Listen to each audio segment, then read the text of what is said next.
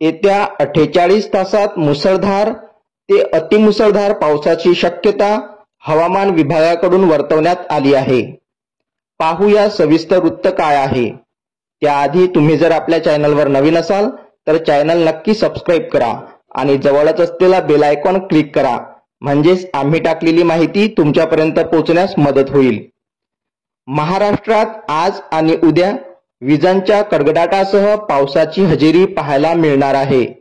कोकणात बहुतेक ठिकाणी, मराठवाड्यात अनेक ठिकाणी आणि मध्य महाराष्ट्रात काही ठिकाणी आज आणि उद्या मुसळधार पाऊस पडण्याचा अंदाज आहे।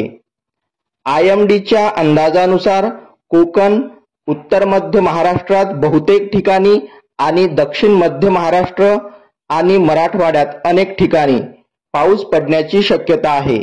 अनेक भागात मेघगर्जनेसह पावसाची शक्यता आहे। रायगड जिल्ह्यात सकाळपासूनच मुसळधार पाऊस झाला आहे। पेरणी केलेली शेती बहरली आहे।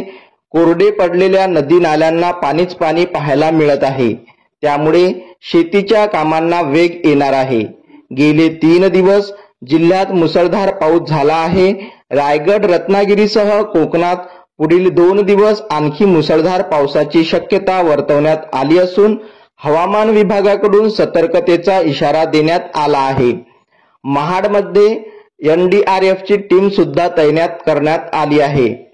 कोकणात बहुतेक ठिकाणी, मराठवाड्यात अनेक ठिकाणी व मध्य महाराष्ट्रात काही ठिकाणी आज आणि उद्या कोकण, उत्तर मध्य महाराष्ट्रात बहुतेक ठिकाणी आणि दक्षिण मध्य महाराष्ट्र व मराठवाड्यात अनेक ठिकाणी पाऊस किंवा मेघगर्जनेसह पावसाची शक्यता वर्तवण्यात आली आहे।